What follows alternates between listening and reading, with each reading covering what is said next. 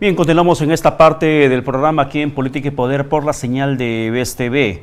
Y bueno, un poco quiero referirme a la entrevista que acabo de sostener con Virgilio Acuña, quien claramente está presentándose como un aspirante al sillón presidencial. No aspira a ser parlamentario como lo fue en su momento. Y es una voluntad que tiene cada político y es un derecho que tiene cada ciudadano. Sin embargo, en el proceso de reconstrucción de nuestro país, porque estamos en un proceso de deconstrucción, nos estamos demoliendo, los cimientos democráticos están afectados, la institucionalidad parlamentaria está corroída, la prestancia, la importancia de un cargo presidencial está demolido. Entonces, ¿qué hacemos como sociedad? Debemos apostar por figuras nuevas, o figuras ciertamente ya conocidas, pero que propongan situaciones reales viables para el Perú. No estoy en condiciones periodísticas de decir créanle o no a Virgilio Acuña. Eso es libre cada ciudadano, porque eso significa democracia. Que sea la población que en mayoría tome la decisión sobre qué es lo que quiere sobre el país. Es lo que pasó cuando Kuczynski llegó al gobierno. Si retrocedemos, es lo que pasó cuando Toledo llegó al gobierno. Si retrocedemos, es lo que pasó también cuando Fujimori llegó al gobierno por primera vez. Porque la segunda y la tercera ya fue un tema de corrupción que se habría perpetrado.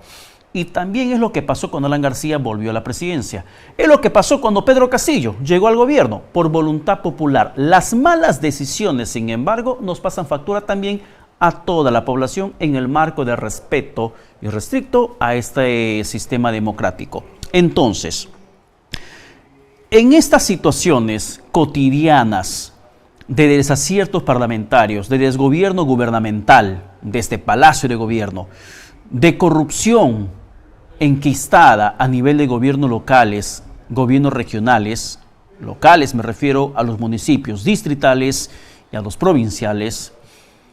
En esa situación de desmedro de la moral pública nos enfrentamos a una disyuntiva hacia dónde debemos llevar nuestro país, hacia una postura extremadamente radical, hacia un cambio profundo de la Constitución, hacia un cambio del sistema de gobierno, hacia dónde debemos enfrentar los peruanos el problema. Porque hay muchas alternativas que nos van a proponer. Vendrán aquellos que nos planteen que continuemos con el status quo como se está gobernando en este momento, sin reformas políticas, sin reformas electorales, sin mecanismos de mejoras, de filtros en los partidos políticos. Y nos dirán, es que la culpa la tienes tú por elegir mal, y ahí se quedará. Otros vendrán y nos dirán, vamos a proponer reformas en el sistema de elección de cargos por votación popular. Vamos a mejorar los filtros bajo estos marcos normativos. Vamos a mejorar la lucha contra la corrupción bajo este mismo marco normativo, pero dejamos la Constitución como está. Y otros te dirán, bueno, si el problema es el saqueo de recursos naturales, entonces, como lo dice y lo plantea Virgilio Acuña, hagamos un país federativo. Y un país federativo, ¿qué implica? Que tengan autonomía administrativa, autonomía económica y autonomía legislativa. Eso es un país federativo. Que los marcos legales se ajusten de acuerdo a la necesidad de cada región, de cada jurisdicción. Y por eso muchas veces en zonas federativas, en países federativos, se hablan de los propios parlamentos. Hay un parlamento propio, que en cierto modo termina siendo no diseccional, pero sí con una política distinta de cada región. Marcos legales propios, marcos económicos propios, autonomías económicas propias, casi como un país dentro de un solo país. ¿Pero esto es viable? ¿Esto nos podría permitir a los peruanos realmente tener un mejor manejo económico, una mejor lucha contra la pobreza? Solamente una cifra muy preocupante y muy dolorosa, que es la que quiero mencionar ya cerrando este comentario. Según estimaciones económicas, al final del 2023, 1/3 de la población nacional, óigalo bien, 1/3 de la población nacional, casi 10 millones de personas de los 30 millones que habitamos en este país, estará bajo el umbral de la pobreza. Cosa nunca antes vista en los últimos años. Casi 10 millones de personas estarán bajo una situación de pobreza. Hay millones de personas que han estado en clase media y que hoy están bajando a nivel de pobreza. Personas que han estado en pobreza y que hoy están bajando a pobreza extrema. una situación calamitosa por el mal manejo económico que lamentablemente se tiene en el país. La culpa es de la Constitución y por eso hay que cambiar la Constitución. La respuesta es no. La culpa es de la calidad moral de gente que nosotros elegimos. ¿La culpa es nuestra? Tampoco es nuestra. Es una situación que los partidos políticos tienen la obligación moral, política y técnica de resolver, de ellos ofrecernos el menú electoral que merecemos los peruanos, porque aquí en el país la votación no es facultativa, es obligatoria y todos estamos obligados a ir a votar en cada proceso, nos guste o no nos guste esa terna que nos están planteando. Estamos en la comunicación en estos momentos con el abogado constitucionalista Alberto Borea, a quien le damos la cordial bienvenida. Doctor Borea, ¿qué tal? Buenos días. Bueno, qué gusto de estar otra vez con ustedes en vez. Carlos, qué gusto, de verdad. Perfecto, mucho gusto conversar con usted, doctor Borea. Yo le quiero plantear un poco ese tema que estoy comentando y pedirle su opinión como peruano, no desde el aspecto constitucional, como peruano. Y alguien que aprecia mucho el bienestar del país. ¿Hacia dónde tenemos que transitar los peruanos en esta disyuntiva de qué hacer? ¿Continuar con el status quo, cambio de constitución, cambio de modelo económico, un país federativo como lo acaba de plantear en una entrevista anterior Virgilio Acuña? ¿Qué hacer con el país? Mira, en realidad lo que tú tienes que hacer es mejorar la calidad de la gente que está en la actividad política. Escuchaba tu comentario previo. Y efectivamente no se trata de un cambio de constitución ni de lanzar ideas locas a la cabeza sin haberse preparado un país federal. ¿Qué país federal puedes hacer con un estado pequeño que no tiene posibilidades como Moquegua, como Tacna, como Tumbes, en fin, realidades muy pequeñas que hacen imposible efectivamente que hagas un federalismo, pero además, como decía Bolívar, en la época en que se hacía la lucha por las libertades en nuestro país, el federalismo sirve para unir lo desunido y no para desunir lo unido. Y en el Perú somos un país unitario desde que nacimos y esa es una tradición que mantenemos. Y uno de los graves problemas que en este momento atravesamos es que, digamos, hay una falta de gerencia en distintos lugares que impide, entre otras cosas de las más saltantes, de que los presupuestos que se están transmitiendo, que se están entregando a las regiones precisamente como consecuencia de los procesos de descentralización, no son gastados o no son gastados adecuadamente y han dado lugar también a una cantidad de actos de corrupción en las distintas regiones. No sé de qué estaría hablando el ingeniero al que tú has referido, pero la verdad del tema es que yo no veo por ahí la salida. Hay que fortalecer los partidos, por ejemplo, hay que hacer, como hemos hablado varias veces contigo, los partidos tienen que estar más estructurados y tiene que dárseles espacio para que ellos se desarrollen y para que precisamente puedan presentar a las elecciones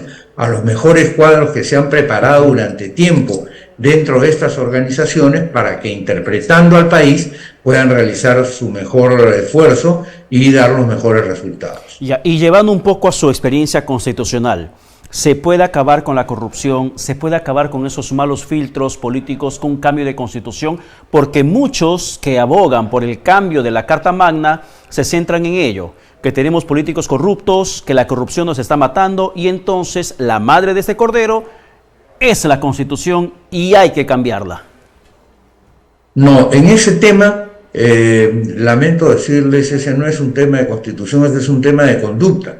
Ese es un tema efectivamente de comportamiento. Naturalmente, si tú no formas a la gente que está en la actividad pública y metes a tus listas políticas a cualquiera, como estamos viendo que sucede hoy día con las distintas organizaciones que están en el Congreso, entonces, claro, si tú metes ingredientes muy malos, el plato te va a salir horrible y en consecuencia es incomible. Y eso es lo que está pasando el día de hoy. ¿Por qué? Porque los cocineros son empresarios o más que empresarios, aventureros, dueños de unas organizaciones a las cuales ponen a quien sea sin respeto de ningún tipo de estatuto y en consecuencia pues escogen los ingredientes que seguramente son más baratos, que no les hacen debate dentro de sus organizaciones y a lo que pueden sacar de ellas en el momento en que les dé la gana y prescindir de esas personas. Y entonces lo que tenemos que hacer es fortalecer los partidos políticos convertirlos otra vez en escuela, entender y hacer entender a través de los partidos políticos que quien está en la actividad pública tiene que hacer un paréntesis en su vida económica, y en eso hay que ser muy severo, porque no puede ser que tú entres al poder con un brazo atrás y otro adelante y salgas del poder con millones de millones o con propiedades, con grifos, con hoteles, en fin, todo eso se ha visto y se sigue viendo, y naturalmente eso es simplemente corrupción, es decir, utilización o mala utilización o aprovechamiento de los bienes del Estado digamos, en propio beneficio, ¿no? Y eso, naturalmente, cuando tú tienes un partido con doctrina, con líderes, con ejemplo, no sucede, no pasa. No pasó en el APRA hasta que desapareció el ejemplo de Aya de la Torre, hasta que desapareció el ejemplo de Ramiro Prealé, de Andrés Townsend, de Luis Alberto Sánchez, y cuando desaparecieron esos ejemplos, cuando se hicieron del partido una serie de personas que no tenían estos altos estándares morales, viste tú en lo que terminó lamentablemente y en lo que lamentablemente vino a caer, ¿no? De igual manera tú lo ves en Acción Popular, digamos, cuando las dirigencias que habían, digamos, formado el partido durante tanto tiempo, precisamente como consecuencia de esta pésima norma que promulgó Vizcarra a instancias de Tuesta, llevó a que los alcaldes decidieran las listas de los candidatos a diputados, y ya ves tú lo que es Acción Popular el día de hoy. O sea, hay que reformar los partidos políticos y hay que darle las atribuciones a los dirigentes políticos para que efectivamente puedan cumplir con el rol que la Constitución les asigna. Mira tú, te voy a leer lo que dice el artículo 32, si no me equivoco, de la Constitución de 1979, 68 de la Constitución de 1979, que dice: los partidos políticos expresan el pluralismo democrático.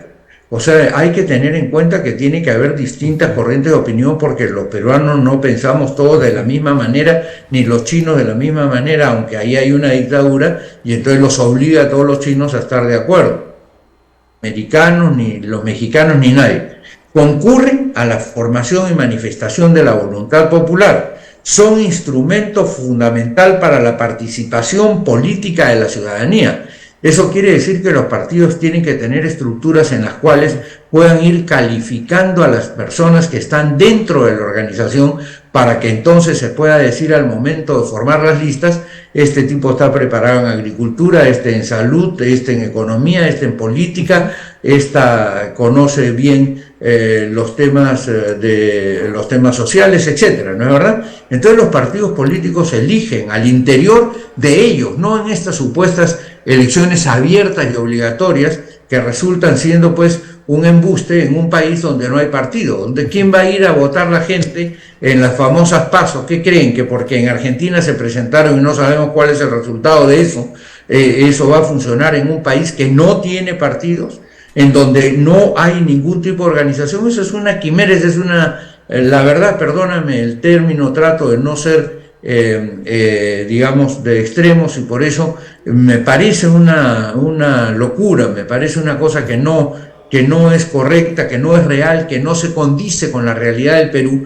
Y como decía Aristóteles hace muchísimo tiempo, no siempre la ley más perfecta es la mejor ley, y por lo mismo no puedes estar copiando normas de otros países cuando tú no te das cuenta de cuál es la realidad que tú tienes en tu nación. ¿Cuántos partidos existen? Podrían existir muchos más y deberían existir más, pero partidos, no propiedades del señor Luna, que tiene su fachada ahí de la UTEP, precisamente en el distrito de San Juan de Lurigancho, de su universidad, o como el ciudadano Acuña, ¿no es verdad?, que tiene plata como cancha seguramente, pero ideología no tiene ninguna, y cuadros, por lo que vemos, tampoco muchos, y entonces eso no da lugar a que podamos pretender construir al Perú, ¿no? Sin embargo, dentro de lo que usted menciona, me adelantó un poco la pregunta que le quería plantear respecto al tema de la Constitución.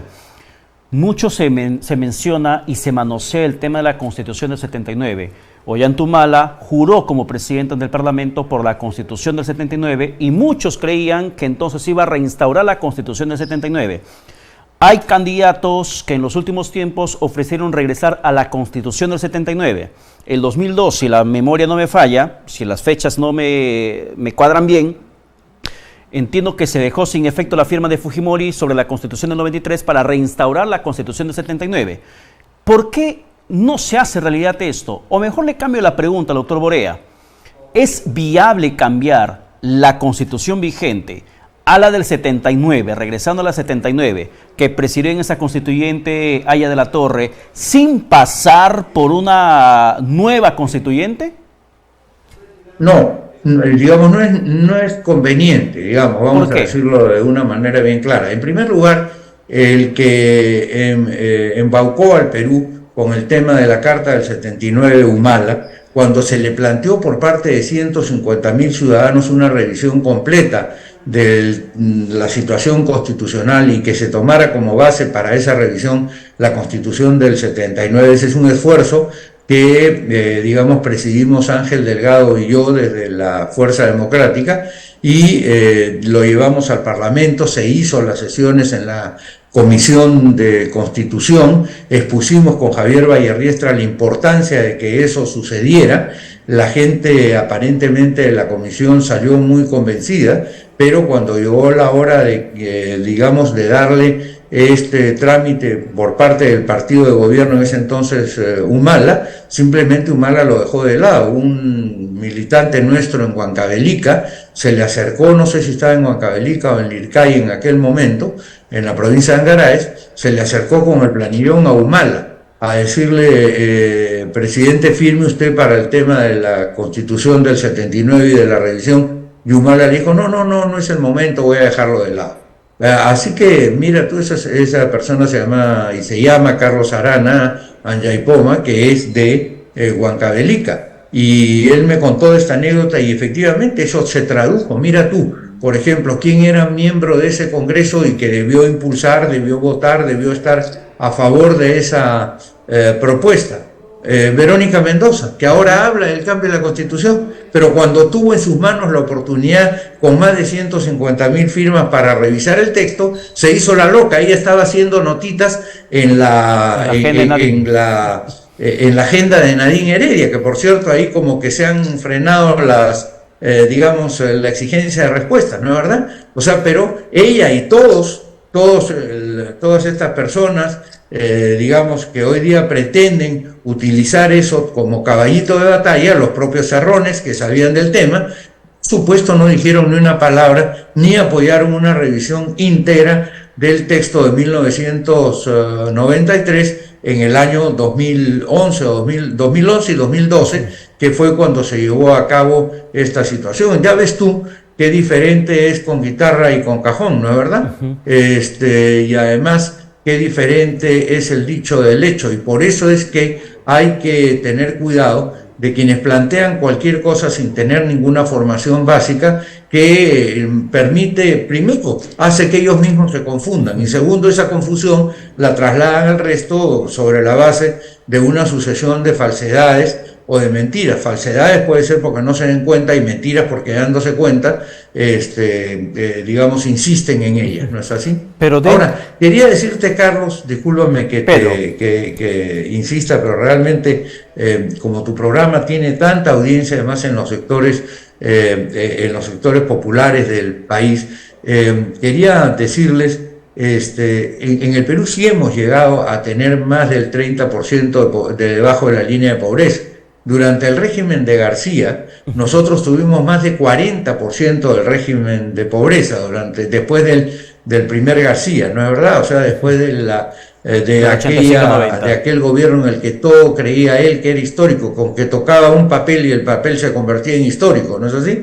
Entonces hemos tenido 40 y tantos % de pobreza. Poco a poco, con el esfuerzo de los peruanos, fuimos descendiendo hasta tener 20%, y en los últimos años, primero por la pandemia y después por el pésimo gobierno de Castillo, que no solamente lo hizo mal él, sino que sentó las bases de la desconfianza en el Perú y la desconfianza en las personas que quieren venir al Perú a crear trabajos, eventualmente a buscar riqueza, pero también a generar riqueza para los demás. Hemos vuelto a subir a 23 o 24%. Y lo ha dicho bien el presidente del Banco Central de Reserva, que es una persona seria, que tenemos que, digamos, concentrarnos ahora en retomar la senda del desarrollo en vez de estar lanzando frases demagógicas por acá y por allá. De eso hay que acabar. Doctor Borea, el tiempo nos va ganando. Sin salir del tema constitucional, otro tema que muchos sostienen que por los, como razón para cambiar la Constitución es el capítulo económico, es el tema de contratos ley, que tiene que revisarse, que tiene que anularse y que además el libre mercado no tiene que existir, sino que tiene que existir una participación mucho más directa del Estado en el tema de precios para garantizar el acceso a la gente que menos tiene. Esta parte, mira, ¿usted lo ve positivo o negativo? Mira, donde interviene, hay un lema que es muy importante. Tanta libertad cuanto sea posible y tanto Estado cuanto sea necesario. O sea, no hay que convertir al Estado en el agente principal del sistema económico, porque ya nos damos cuenta de la tragedia que eso significa cuando un grupo de burócratas pretenden saber cuánto va a costar el pan, cuánto va a costar las gaseosas, cuánto van a costar las prendas de vestir, cuál debe ser el margen de ganancia de uno y otro. Eso atenta contra el principio de libertad de los seres humanos en su faceta de creatividad. Y ya vemos los resultados. Mira tú la pobreza triste de Venezuela, de Nicaragua, ¿no es así? La dependencia del narcotráfico de Bolivia. Entonces nosotros nos damos cuenta de que eso es imposible. O sea, seguir esa receta es como seguir la receta de un doctor, digamos, o de un médico. Vamos a un médico y el récord del médico es que todos quienes han dado esa receta han terminado muertos dentro de poco tiempo. Entonces nosotros estaríamos yendo a un médico que nos da una receta para matar el país dentro de poco tiempo. O sea, hay que esforzarnos por generar riqueza y hay que esforzarnos por ser un país solidario. Eso sí, eso lo ha dicho con toda claridad el Papa, eso nosotros lo seguimos en la Unidad Democrática de Centro, a la cual invitamos nosotros a participar en los miércoles de los Demócratas de Centro. A ti siempre te llega como a Aquiles, digamos, la hoja donde vamos a estar, por ejemplo, el día 6 de septiembre, que es nuestro próximo miércoles del Demócrata de Centro, porque este que viene es feriado. Va a estar el padre Pablo Larraín hablando sobre un tema fundamental que es esencial para el conocimiento de la sociedad peruana, que es política y religión. Y luego va a venir el economista y abogado, y además inclusive vocal de distintas cortes de arbitraje en Europa, que se llama Luis Díez Canseco, que vive en el Perú, para tratar sobre los temas de competitividad y precisamente de un mercado social que es necesario para hacer que el Perú crezca y crezca con solidaridad. Perfecto, doctor. Mira tú, perdóname que con esto termine. Con todos los defectos que puede haber tenido desde el punto político, desde el mundo político, yo los he criticado, el gobierno del general Odría, digamos, desarrolló unas políticas sociales impresionantes. ¿Cuál es lo último que se ha desarrollado en salud en los grandes hospitales? Es el hospital del empleado que hizo Manuel Odría en los años 50. Estamos hablando de hace 70 años, 70 años. ¿Cuáles son las grandes unidades escolares que lo que hizo García fue pintarlas de otro color? Fue Odría, hace 70 años.